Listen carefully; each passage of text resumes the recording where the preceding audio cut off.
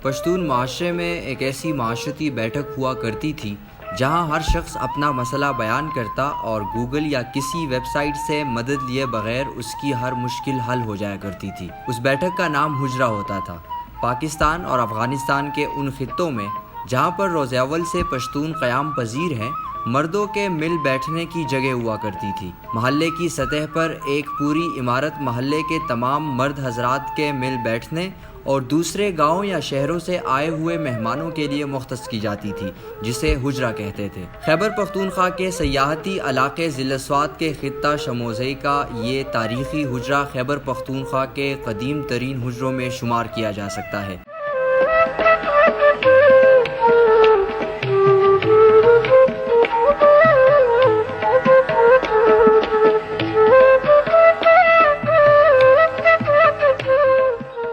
اس حجرے کو پوری وادی سوات میں شموزئی حجرہ کے نام سے یاد کیا جاتا ہے۔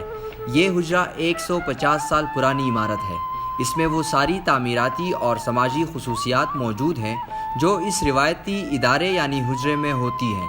اس میں 17 کمروں کا ایک سلسلہ ہے۔ رسمی و غیر رسمی دونوں تقریبوں کے لیے کھلی جگہ بھی ہے، جس میں خوشی اور سوگ، رقص اور دور سے آنے والے مہمانوں کی مہمان نوازی ہوتی تھی۔ عمارت میں پتھر کی چنائی، لکڑی کا فریم اور لکڑی کی کنداکاری یہ سب موجود ہیں۔ یہ سوات کی تعمیراتی روایت کی خصوصیات ہے اور انہیں ثقافتی ماہرین بہت سراہتے ہیں۔ اس حجرے میں سوات کے پہلے بادشاہ، افغانستان کے بادشاہ اور اس طرح پختونوں کے بڑے بڑے رہنما قیام کر چکے ہیں۔ شموزئی حجرہ سواتی طرز تعمیر کا ایک نمونہ ہے جس میں پتھر اور لکڑی کا کام پایا جاتا ہے۔ سماجی طور پر بھی اس میں وہ سارے عنصر موجود ہیں جو ایک حجرے میں پائے جاتے تھے۔ والی سوات میاں گل عبدالحق جانزیب کے قیام کے لیے بھی ایک خاص کمرہ موجود تھا۔ حجرے میں لکڑی پر کندہ نقش و نگار بہت ہی خوبصورت دکھائی دیتے ہیں۔ یہ خالص سواتی طرز کا کام ہے۔ جس طرح ملک کے دوسرے حصوں میں لکڑی پر نقش و نگار کا افغانی، اباسین کوہستانی، کشمیری اور پنجابی چنیوٹی طرز کا کام پسند کیا جاتا ہے اور اس کی ایک الگ پہچان ہے، ٹھیک اسی طرح شموزئی حجرہ میں لکڑی پر نظر آنے والے حسین نقش و نگار سواتی طرز کے ہیں اور ان کی اپنی ایک پہچان ہے۔ اس حجرے کی 150 سالہ تاریخ نے 3 ادوار دیکھے ہیں۔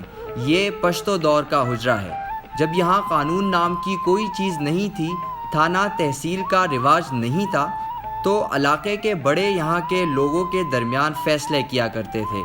پھر ریاستی دور آیا اور اس حجرے کو ایک طرح سے تھانے کی حیثیت حاصل ہوئی۔ یہ حجرہ 4 مختلف پیڑھیاں دیکھ چکا ہے۔ ناظرین، ایک زمانے میں پختون معاشروں کی تعمیر اور ترقی میں حجروں نے اہم کردار ادا کیا ہے، لیکن آج کے دور میں ان حجروں کی تعداد نہ ہونے کے برابر ہے۔